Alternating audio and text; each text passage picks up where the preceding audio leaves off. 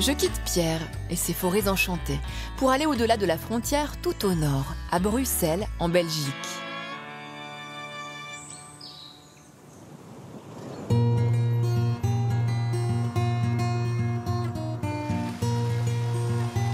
J'y ai rendez-vous avec Eric, photographe animalier.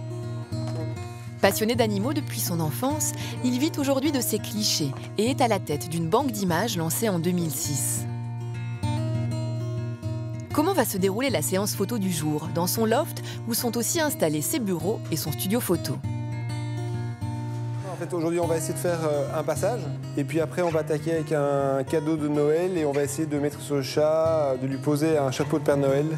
Et pour cela, Eric fait participer tout le monde, collègues et famille, autour de la star du jour, Ruby, ce petit chaton noir. Action, ok.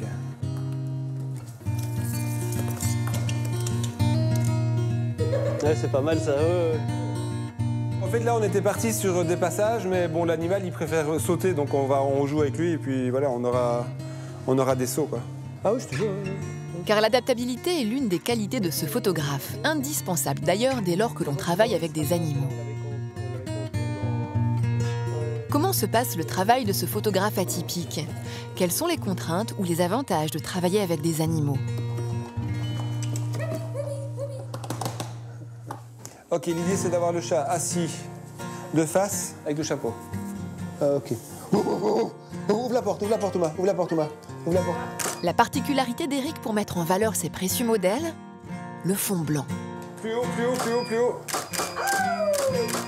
On va faire une photo exceptionnelle d'un animal et cette photo en particulier va se vendre 100 fois plus que toutes les autres. Évidemment, c'est une conjonction, l'animal est parfaitement placé, la photo est intéressante, soit esthétiquement, soit elle a beaucoup d'humour, soit elle transmet un message.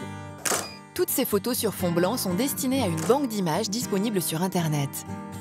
En fait, vous pouvez vous-même vous en faire des cartes de vœux ou des invitations.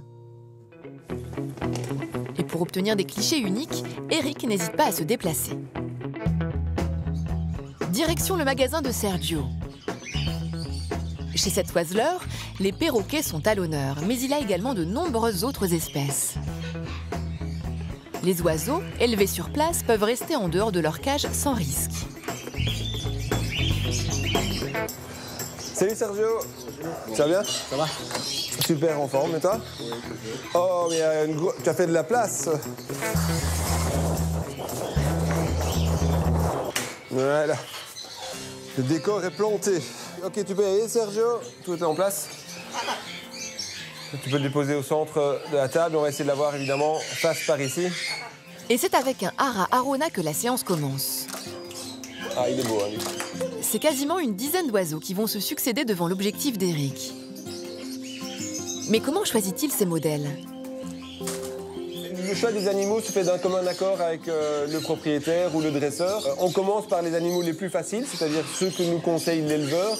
Et puis, bon, après, si on voit un animal qui est remarquable, même s'il n'a pas été proposé par l'éleveur, on va quand même insister pour le faire parce qu'on ne l'a pas dans la collection et que cet animal nous manque vraiment.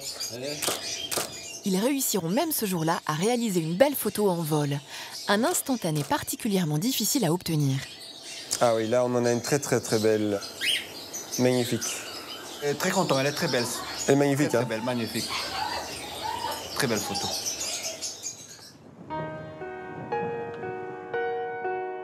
De retour chez lui, c'est avec ses filles, Uma et Neve, qu'Eric termine sa journée, autour d'un ouvrage qu'il tient à me présenter. Pour le photographe, les animaux sont bien plus que des modèles, comme ce Saki Satan. Ah voilà, tu viens la rater. Voilà, ok. Elle, c'était la seule représentante en zoo de son espèce. Il n'y en a pas d'autres en captivité. C'était. Maintenant, elle est décédée. Donc, il n'y a plus de ces animaux en captivité. Et c'est toi qui as pris cette photo avant qu'elle est morte? Oui. Elle est morte quand?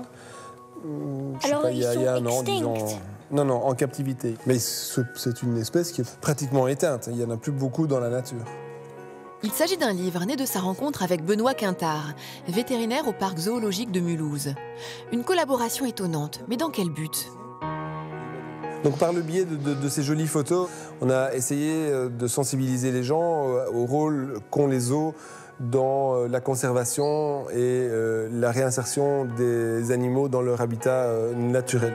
C'est le cas par exemple de la cistude d'Europe, une espèce de tortue menacée. Mais également d'un autre animal bien particulier, le lémurien Propithèque couronné.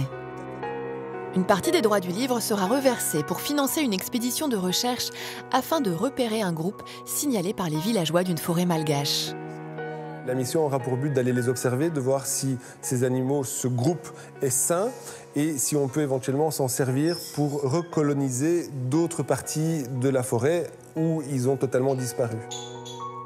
Une manière de préserver, au travers de son objectif, la beauté de la nature et des animaux qu'il aime tant.